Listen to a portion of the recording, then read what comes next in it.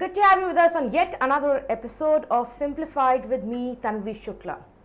2 days ago, on 20th of April, an 80-year-old man died and his other family members were severely injured, suffered burnt injuries when an electric vehicle, a scooter, exploded inside their home while it was being charged. This incident took place in Nizamabad district in Telangana, leading to one person's death. The police has now filed a case against the scooter maker and in fact has said that in this case, the victim's son, B. Prakash, who's a tailor by profession, had recently bought this scooter about a year ago and had been using it, and this incident took place while the scooter was on charge. Investigation is going on. Last month, in a similar incident, a man and his 13-year-old daughter died due to suffocation after their house caught fire after an electric vehicle, another scooter parked outside their house, exploded.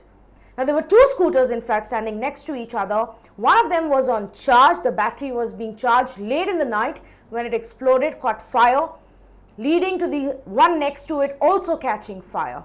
And then the house was set ablaze because of this, leading to suffocation and loss of 2 lives.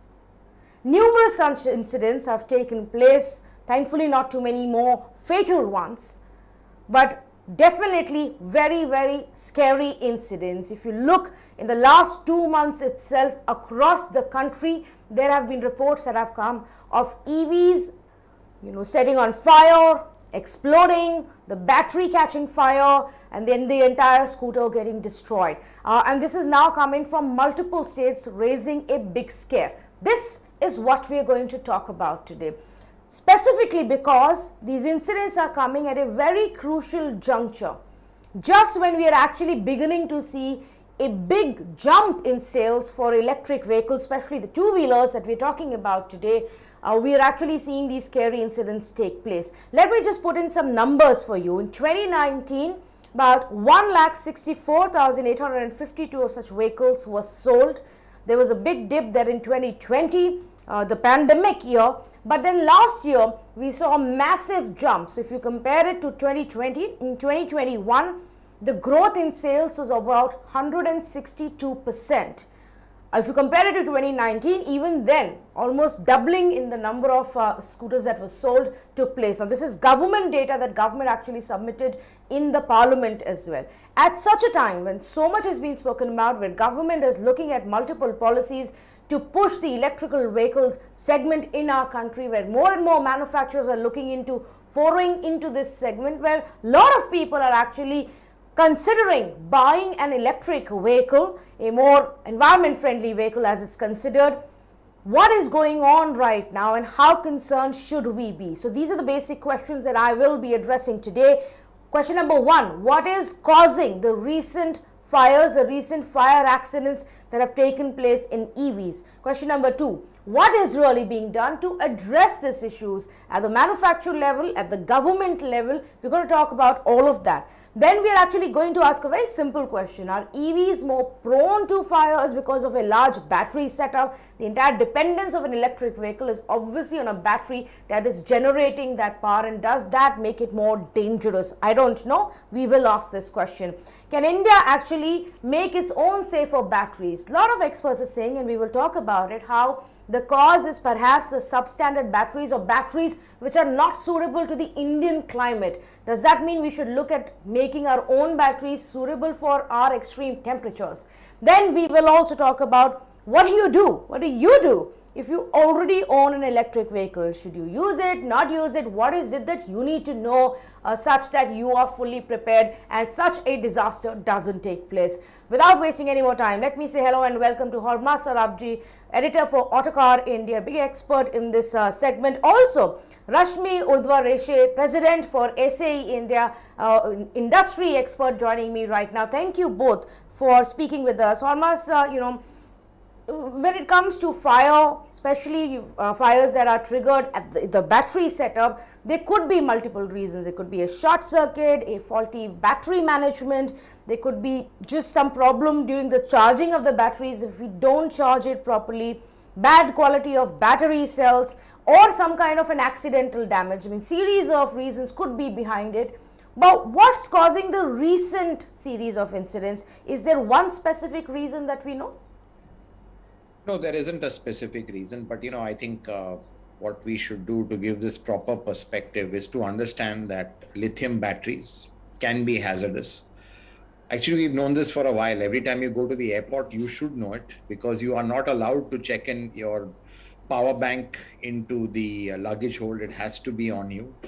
Why can't you allow to check it into the luggage? Is purely because it's a fire hazard. So it is a fire hazard. That's what it is. And you can't have something going off in the hold of a plane. If it goes off in the cabin when you're there, you can control it. And that's, to me, just that one thing that power banks not allowed in check-in luggage really tells you a lot of what the issue is. And this is really the issue with lithium ion today. I mean, it is a wonder chemistry. Obviously, it has really fueled the growth on electric vehicles, but it does have its challenges, and it needs to be dealt with. So I think just the way, if you understand how batteries work, there is an electrolyte, there's a positive cathode and an anode, and then the way the current goes through, there's a very, very micro thin separator in between. And sometimes, depending on the load, there's a lot of heat generated. Sometimes if there's a problem with the separator, there's a short over there, and that again can, trigger undue heat, which causes a fire. So basically, yes, batteries do can catch fire. It happens all the time. It's just how you manage it. And I think it's been in the spotlight because we've seen this exponential growth in EVs in India. And they are being put to a proper test through now, let's say, multiple summers, and now even the summers coming upon us. And what we've seen is perhaps a lot of companies are bringing them in without proper testing. I think testing has to be done. There hasn't been enough validation done. You can't compress validation life cycle. You have to go through the process that requires an X number of days. You have to go through, let's say, testing in real world conditions in summer, in peak summer. You can't compress that at all. So I think sometimes in a rush to get things out, the proper validation and testing hasn't been done. So I think also quality is an issue.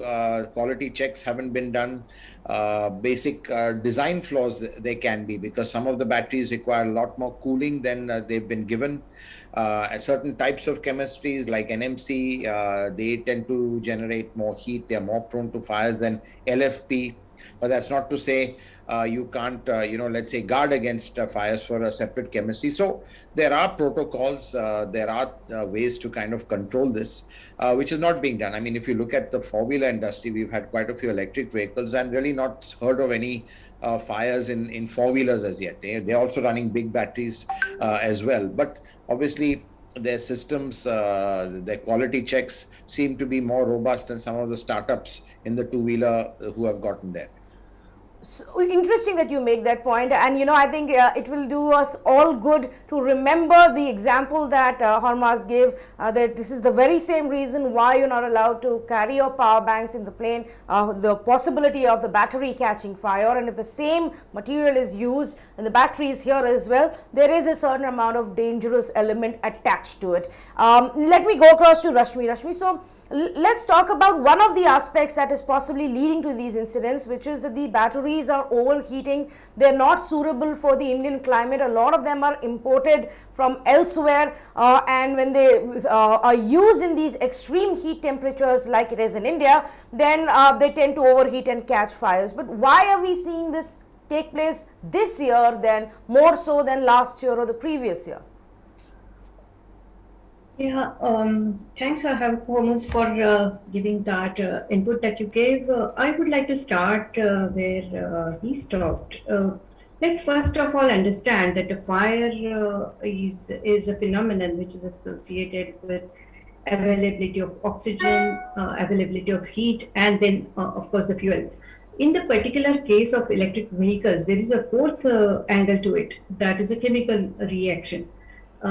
This is a chemical factory on the vehicle itself, and unless it is absolutely optimized control in a safety environment, this will lead to something called thermal runaways, where the temperature keeps on increasing and it goes beyond control then.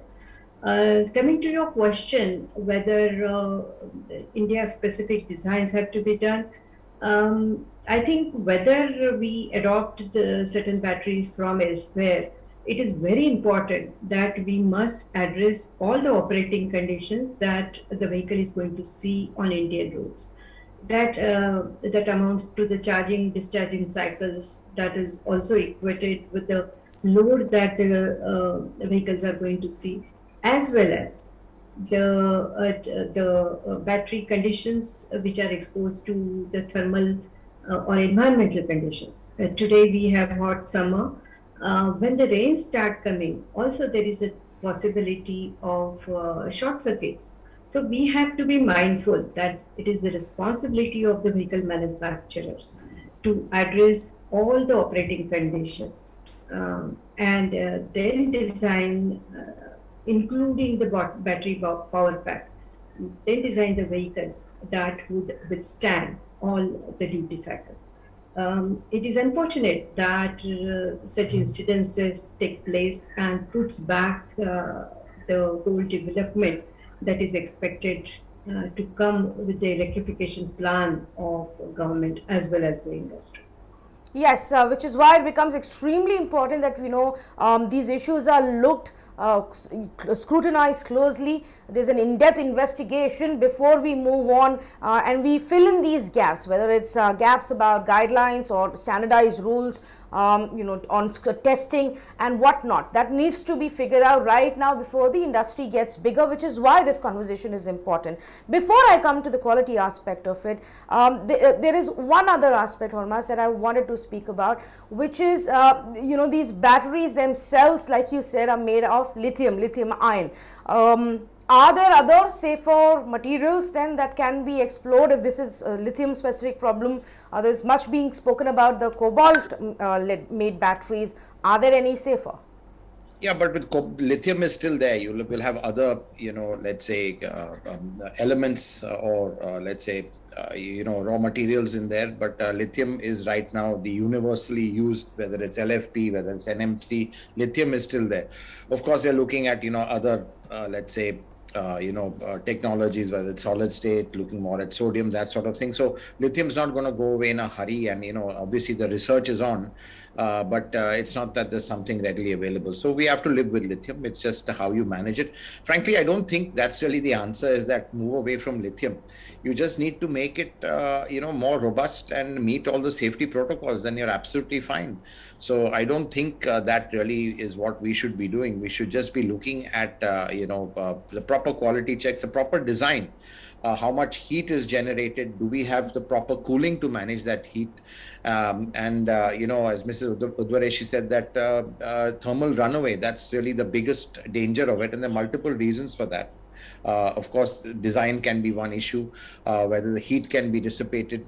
Now, for example, LFP, which is lithium iron phosphate, they are not as energy dense at NMC, but they are, let's say, they don't heat up as much or not prone to fires as much.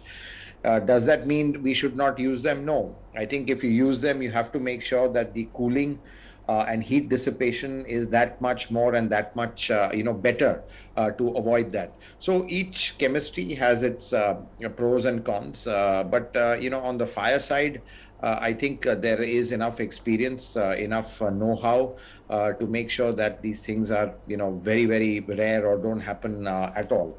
As I said, in the four-wheeler space, we've not had any such incidents as yet, thank God. So clearly, it's quite clear that, with the right protocols, safety protocols, with the right design, it shouldn't be something you should be aware of. And I'll be honest also, I think there is a lot of panic being caused. I don't think we should panic. We should be aware this is the issue. I don't think we should be in a state of panic. Yes, it's unfortunate people have lost their lives, but again, that raises the question: should you be charging a battery in your house, for example, or should it be outside? So just keep these few things in mind, and I don't think it's should be that much of a matter of life and death going forward. Okay, and we will discuss that in more detail, because I think that's obviously what everybody wants to know, especially people who've already bought these EVs, of how should they ensure that this doesn't happen. But before we get to that, let's talk about what is being done at the manufacturer level and at the government level. Now, two of the manufacturers, Okinawa and Pure EV, have already announced a recall of a certain batch of scooters. The Pure EV, in fact, announced it yesterday itself. So a batch of scooters have been recalled by both of these manufacturers in an attempt to try and allay fears and pull out the faulty ones, if they are, from the market currently, as they investigate further on what is going wrong. This is actually also the message that came from the government. And I'm just going to read out, what the Niti Aayog CEO said in an interview to CNBC TV 18, where he said that the manufacturers should voluntarily recall batches of EVs which have been involved in fire accidents. He also said that there is no reason to panic. Obviously, as the technology matures, there is a learning curve when it comes to electric vehicles, but the manufacturers need to certify the batteries and certify that the batteries are adhering to the standards that are being put in place and have been put in place. So there are testing standards. Manufacturers must ensure that they stick to those standards when it comes to these batteries. He also said that the government is investigating the matter and will take stringent measures. The same thought was then reiterated by the Road and Transport Minister Nitin Gadkari just a day ago, where he said that the government is looking at perhaps bringing in more guidelines, and we will ensure that there are penalties for manufacturers who do not adhere to the guidelines and the standards that have been set in place. What are these guidelines, Hormazd, that have been set in place, and what is really missing? Is it just that people are not following the rules, or that we don't have enough rules? Yeah, I don't think it's a question of rules over here. And I mean, in terms of guidelines, frankly, it's just, I'm not sure the kind of safety guidelines, there's what they are right now. But fundamentally, I think in a lot of these cases, it's down to two things. One is really, whether the vehicle has been designed for Indian conditions. Don't forget, a lot of these vehicles have just been brought in from China, rebadged and put in the market. Their ambient temperatures are very different from our ambient temperatures. So that needs to be seen. Is the battery cooling sufficient? So, what I'm little concerned about is when these things happen, government starts specifying technologies, which is really the cause of a lot of issues today in the auto industry. They've been forced to choose a particular technology rather than just adhere to a guideline or a regulation or a norm in the best way possible. So, the concern is that you mandate, liquid cooling in these sort of batteries, which can really push cost up, make them unviable. But there can be other solutions, better airflow management or whatever, which makes, you can address the problem. So I think, frankly, it's really down to two things. One is the design, whether it is capable of handling these ambient temperatures, and the other really is quality control, because that's really important in batteries, especially when you make the modules, you make the packs. It's the quality of the welding, it's the quality of the soldering, it's the quality of the cabling, all that sort of stuff. If anything in that, it can cause a short circuit, which again leads to fire. And even at the cell level, it's the separators, which are just micron thin. If there's a problem there, again, there can be a short circuit, and then it becomes like a chain reaction, because all these cells are so tightly stacked that it just goes from one to the other, and the whole thing kind of erupts like an inferno. So, for me, I think, to be honest, a lot of fire has been put on these fires. As I said, just looking at the fact that, lithium is a tricky material to deal with, I think recalls have to be done. Manufacturers have to be hauled up. There have to be stricter penalties on them, and that I think in its way will be some sort of self-regulation to make sure that these companies can't just bring in anything, put it into the market, and if something happens, get away with it. Okay, interesting. So two things, and two key things: design, need to focus on the kind of design we are using and that ensure that it's suitable for the Indian setup. The second one, obviously, quality control, testing and standardizing the kind of quality and methods that we are using. But you know why it's also very important, while yes, it's not the end of the EV industry and we shouldn't make it sound that it's such a big deal, but one must also remember that it's costing us lives.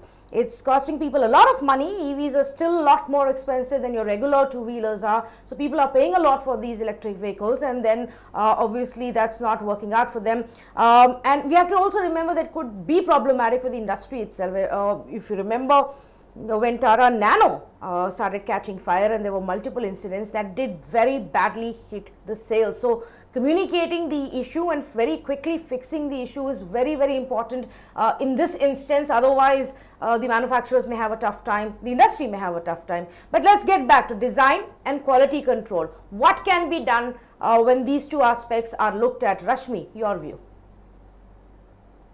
Yeah, I think it needs a very serious thought. The kind of recalls that these companies will have to do. I think it's important for them to also share the findings with the government at appropriate time. These inputs are quite critical. They are critical in the sense that those are used in further developing mitigation strategies, mitigation plans by tightening further standards and regulations. While on one side, the vehicle manufacturers must I think long duty validations must go into the regulations themselves. The other mitigation plan is basically, if at all such things happen, what should be the control that should be exercised? And that is well established in case of bigger vehicles, that is cars. So is there anything which is similarly required to be done in case of two-wheelers? That is something which is required for the standardization viewpoint. On one side, of course, if standards get tightened and tightened, it becomes quite restrictive for market introduction of new vehicles.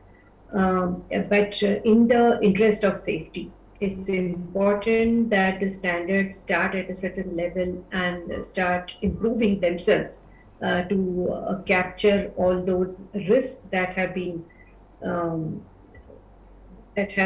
identified by the manufacturers, by the users, also by the government agencies themselves. That's how actually the maturity of the standards happens. So I think we should look forward to that opportunity to get truly technical inputs rather than the purpose is not to fix blames. Yeah. Purpose is to learn and move ahead. Yes. On technical requirements. Yes, and I think the messaging that's coming from the government may have also, scared the manufacturers a little, but we'll see how that goes. Before we speak about how should the owners deal with the EVs right now, there are a few other instances, Hormazd, and I'm sure you've also read about them. There have been that users are sharing online. There's instances of battery suddenly discharging and the scooter coming to a standing still, a sudden stop leading to accident. There is an instance that was also put out where just the user taking 2 steps back with the scooter led to the scooter going into reverse mode that he didn't realize, and then he ended up getting into an accident. So multiple more such issues coming about, which are also perhaps design related. Are the manufacturers cognizant enough of what's happening as far as these examples are concerned? Oh, definitely. I mean, as I said, we've got to understand in principle, some of these manufacturers have just jumped into the market, really not tested their product properly. So it just leads to the same old issue, which is basically validation and quality. The reasons why fires are happening, the reason why the products are behaving erratically, there are software glitches, so that way even in the battery BMS, the way the discharge is, it can be rapid. There are ways to manage that as well. So I just again put that down to, let's say, a very fast adoption to the consumer. Unfortunately, is becoming a guinea pig in some cases. Some some problems are serious, dangerous. The others are just annoyances and inconveniences. But I think also, I'll be honest, we need to guard against, these EVs becoming too much of a whipping boy.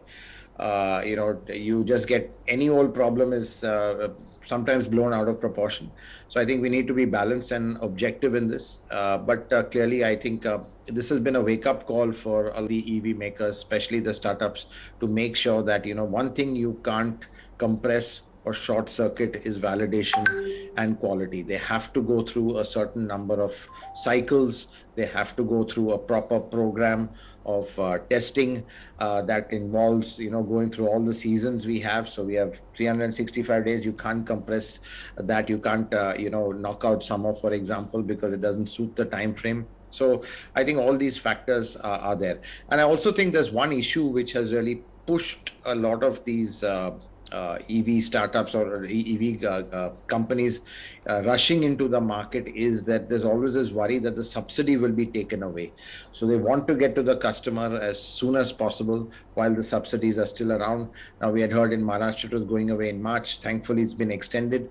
So I think even there, if there's clarity from the government that, look, we're taking a long-term view, we're going to have subsidy for a long time, rather than, you get to the point and then it gets extended.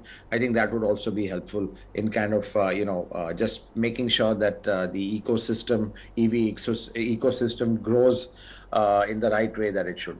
Yeah, I mean, I would hope that they don't really use consumers, buyers, people really as the testing phase and guinea pigs. I mean, some of the stories that have emerged, which are now under investigation by the manufacturers, as the consumers voice these issues, are really shocking. I mean, if a running vehicle suddenly comes to a standstill without any warning that the battery is dead and it leads to an accident, it does become extremely concerning. What can people do? What can owners of existing EVs do to ensure they don't get into such trouble? Rashmi, let's start with you. What are the 2-3 things I must know if I've already bought an EV? I think first and foremost is not to panic, be mindful of the risk. The risk is there in any vehicle. In fact, we had seen in case of CNG, we had seen it in case of several other fuels, that any new powertrain is always involved with some challenges or the other. So is the case here. The second aspect is, of course, the power density expectation from the consumer. He would like maximum power to be available to him, so that the charge and the time is assured, and he doesn't have to recharge it in, say, 8 hours, 9 hours, or so, something like that. So that has put a very great strain on the design. The more power density is available at the vehicle, the higher is the risk of charging it at faster rate. So don't go in for fast charging all the time. Normal duty cycle for a charging is mix it with regular slow charging, that is overnight charging or slow charge, and only on occasions you can do fast charging. For two-wheelers, fast charging opportunities are really speaking not required. Manage your vehicle usage in such a way that you don't overstrain in terms of energy requirements in charging as well as discharging. Also, one more advice I would like to give is do not anytime use any loose connections while charging and discharging. That is where actually the potential is quite higher. A regular inspection initially, at least till such time the vehicle manufacturers assure you of the design is safe enough to be driven. You should have patience, you should have faith, and follow all those guidelines that are normally required for safe operation of any vehicle. Okay, so don't resort to fast charging. Definitely charge outside your home and away from where you are going to be. Ensure there are no loose connections. Anything more that as a consumer I can do for better battery management, Hormazd? I think, the battery management is done by the BMS system, but, as Rashmi said, if, when you, let's say, accelerate, use power, some of these bikes have a more stronger mode, a sport mode or a hyper mode or whatever they call it, that also tends to kind of, let's say, build heat up. But honestly, battery management systems do manage that. But if you really want to be cautious, in high ambience, just the usage of power, could be something to look into. But theoretically, that shouldn't be the case. It's like in a normal car, don't drive fast because your engine will heat up.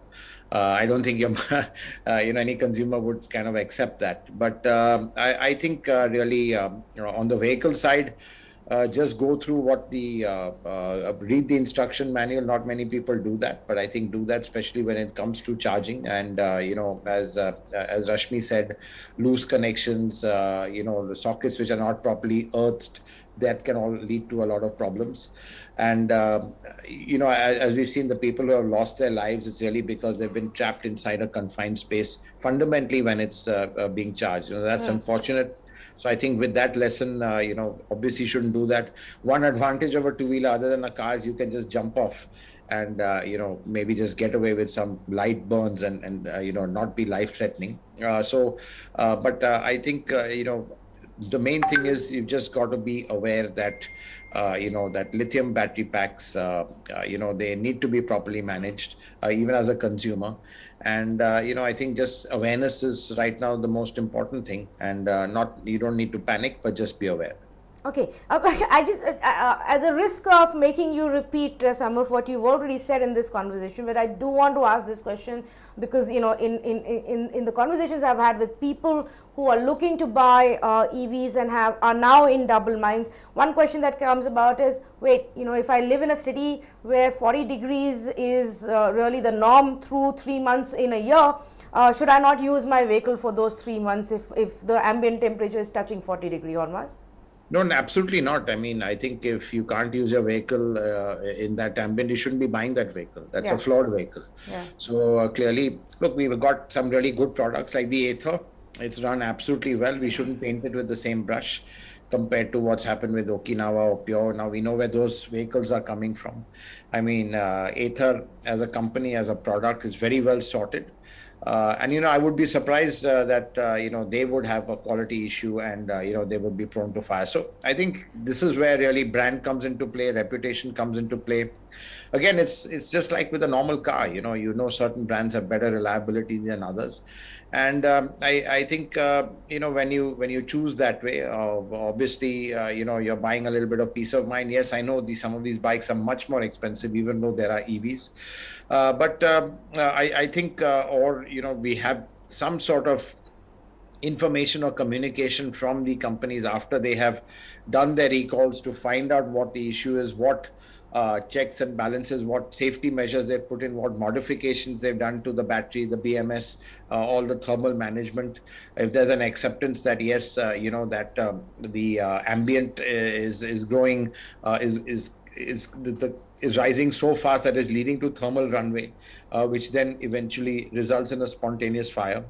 We just need to, get all these facts on the table. We need the transparency, and the companies who've been affected, it would serve their interest best to be as transparent, take it on the chin as much as possible, and assure the consumer that they have effected changes that are more suitable for Indian conditions than in China where they've come from. Okay, thank you so much. This has been an extremely enlightening conversation with both of you. So thank you to our experts for joining us. Let me just quickly summarize the two key aspects of this. Yes, there is a concern. There are way too many incidents that have happened just in the recent past, which is why we are talking about it, which is why the government is looking into it. But most importantly, the manufacturers of electric two-wheelers have to look into these issues. Now, what can be done as far as the manufacturers are concerned or the government is concerned? Well, first up, obviously, an in-depth investigation into the numerous fire incidents that have taken place. Each of them needs to be looked into. There needs to be transparency in what really happened. There needs to be accountability of what has taken place, such that the policymakers, the manufacturers, and even the buyers know what is going on. Secondly, better monitoring of the quality of the imported battery packs, if they are, whether they or not they are suitable for Indian conditions, whether or not they are up to the quality, from where are we importing them. All of that needs to be looked into. Obviously, that means that you have to factor in India's conditions at the design level, at the quality check level. India's climate conditions, extreme temperatures must be factored in, and stringent testing and safety norms are required, and the government and the policy makers need to ensure that the industry, that the manufacturers actually stick to this, which is what the government is indicating, that they will bring in penalties if manufacturers don't. What Hormazd was repeatedly highlighting, we don't face these incidents when it comes to the electric four-wheelers. There happen a lot more in the electric two-wheeler segment, and that means something here is going wrong, where perhaps those involved in the industry are not bothering to adhere to the best of the quality standards that are required. Lives are at stake, lives have been lost, which is why it's very important for government and the manufacturers to look into this issue. What can you do as a consumer? Make yourself aware, which is where we are trying to help you. Make yourself aware of the problems, of the facts, information available, of the kind of brands which are there, the quality which is out there in the market before you buy. Ensure that you charge outside and not indoors. Ensure that you charge at a place where people are not sitting, sleeping, such that even if there is an incident that occurs, lives are not risked in that scenario. Do not resort to fast charging. That leads to several problems in terms of overheating. Ensure that there are no loose connections, so a constant maintenance is required. Read the instruction manual. Don't overspeed or overheat. Try not to, because that actually leads to a lot more of these problems. These are some of the things that you should watch out for and you should keep in mind. Do not panic, but do watch out for the problems that exist. I hope this conversation was helpful to you. Here at Simplified, that is our intent, to break down an issue, to bring facts to you, to not hyperventilate, to not create noise, but ensure that you are aware enough to form an informed opinion. Thank you so much for joining us in this edition of Simplified.